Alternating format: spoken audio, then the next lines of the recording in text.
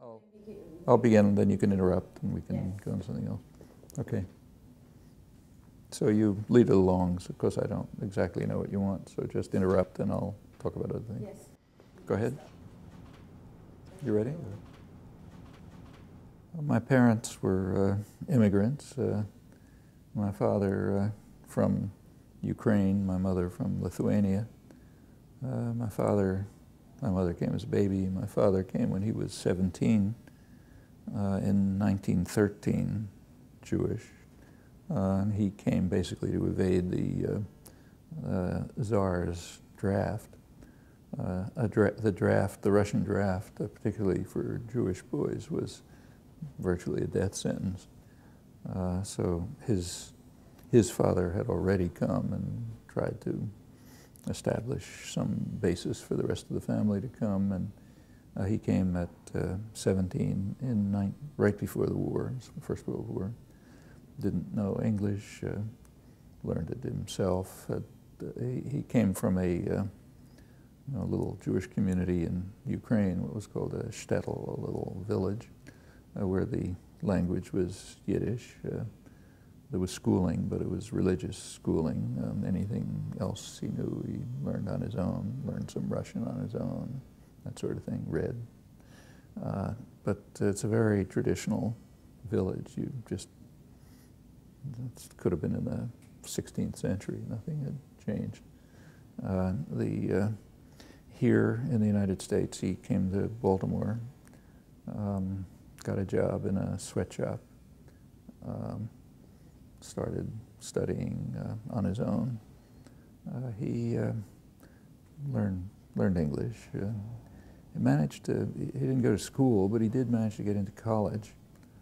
I don't exactly know how, but he got into Johns Hopkins and went through there, ended up getting a doctoral degree in Judaic studies. He was Hebrew scholar.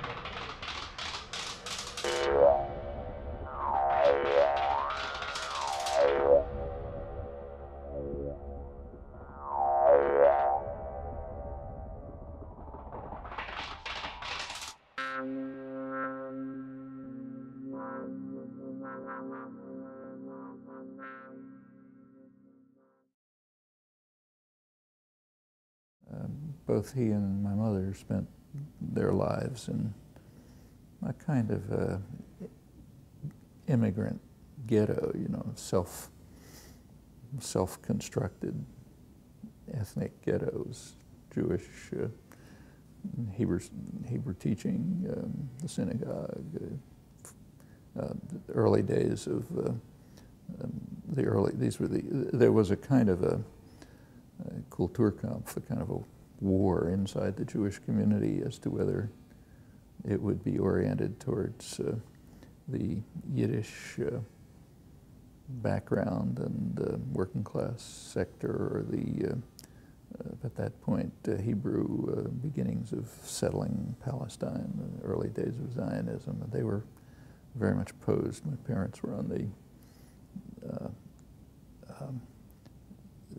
Palestine, Zionism, Hebrew side of the divide. But most of my relatives were working class immigrants also.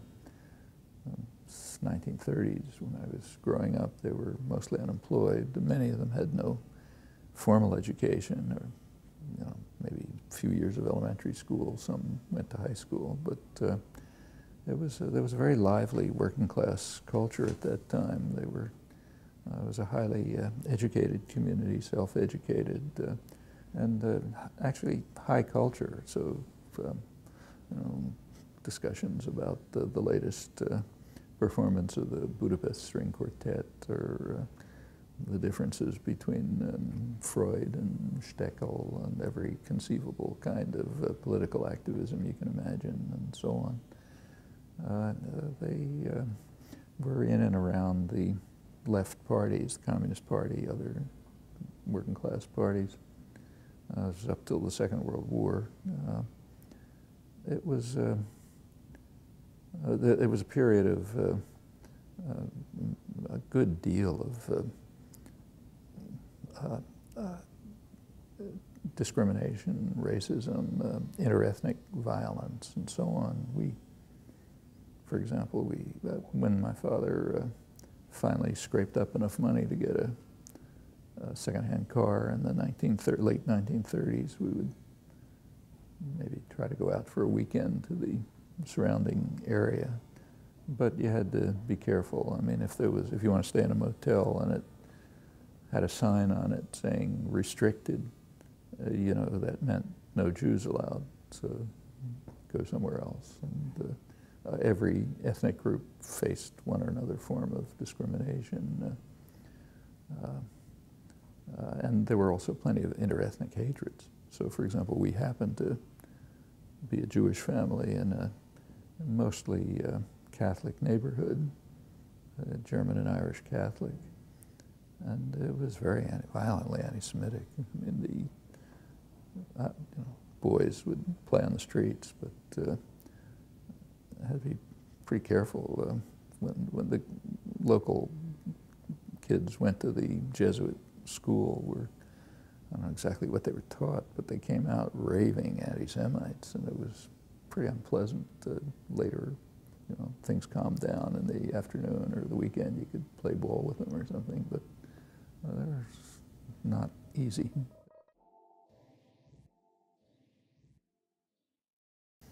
In the 1920s, Mussolini was extremely popular among elites in the United States, across the political spectrum, left to right. They all thought he was wonderful. But the reason he was wonderful was that he was civilizing the Italians.